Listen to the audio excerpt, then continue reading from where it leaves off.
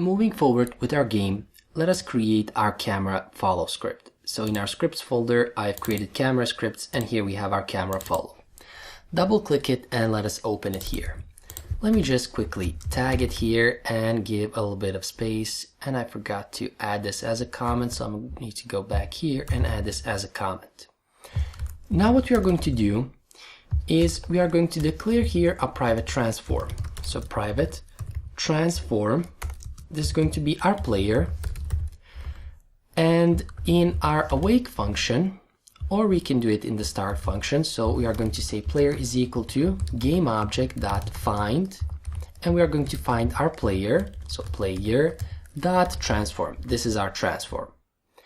In our update function, we need to check if our player is not equal to null. And we need to check this because when we kill our player, we are going to destroy him, and his transform is going to be equal to null. And if we don't check it here, then we are going to get errors if we try to use our if we try to use our player transform, but we don't have it in the scene. So here I'm going to say vector3 temp is equal to player dot position, and we are simply going to use our temp dot x, or what we are going to do here is we are going to get transform dot position. So our temporary variable is the transform position of the camera, and we are simply going to use our temp.x is equal to our player.transform.position, or player position.x, and our transform position is equal to temp back again. So here we are getting the camera's position, saving it in our temporary variable. Here we are getting the x position of our player, setting it to the temporary position and reassigning that back to our camera. So now let me attach the script on our camera, and if I run the game, we see that we can follow our player on the x-axis. But what I also want to do is I want to follow the player when the player jumps.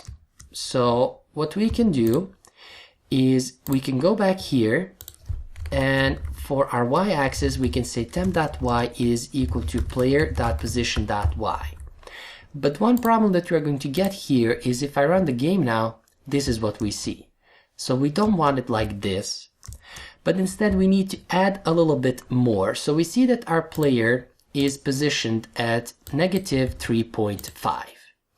So let's try and adding here plus negative or plus 3 point, let's say 2. If I run the game now, so let's see what we have here. So we cannot convert float to double, but we need to set here f. This is what I forgot. And if I run the game now, this is what we see. And if we jump, well, this is what we see. One other problem that we have is if I go back here, then we are going outside of our bounds. So we cannot see anything here, and we cannot move, well, further on the left side.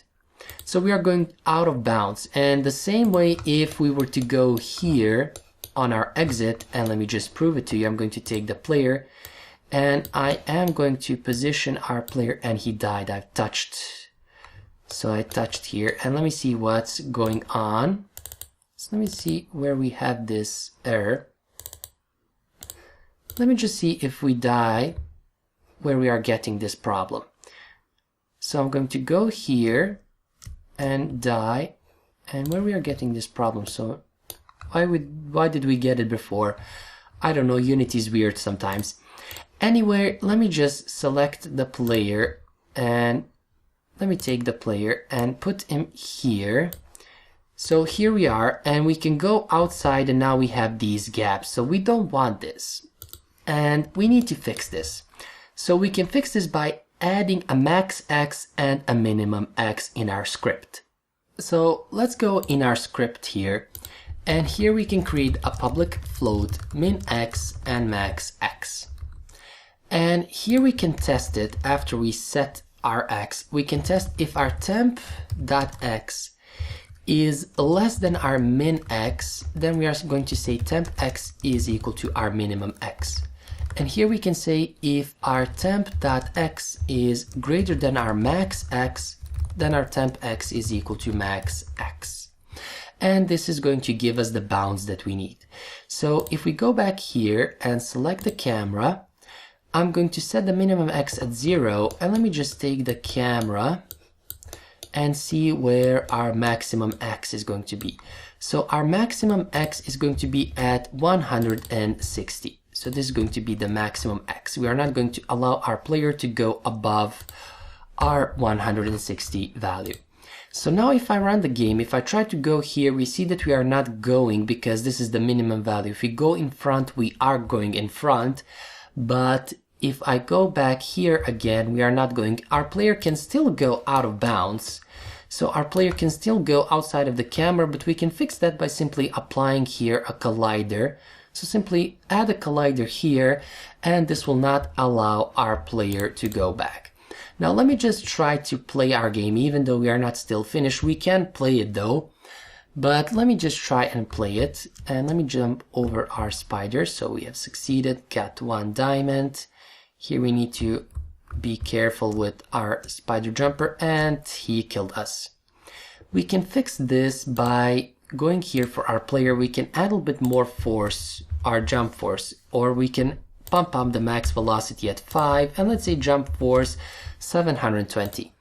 And you can change this for each level, so you can make your player move slower or faster, or however you want it to be. So we see again that our spider walker almost killed us, and he killed us.